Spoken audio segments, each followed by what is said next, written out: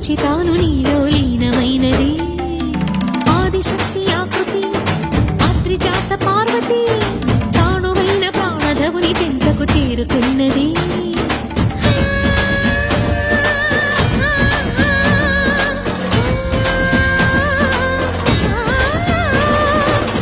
భువికి తరలించేలా ధరణి దివిని తలపించేలా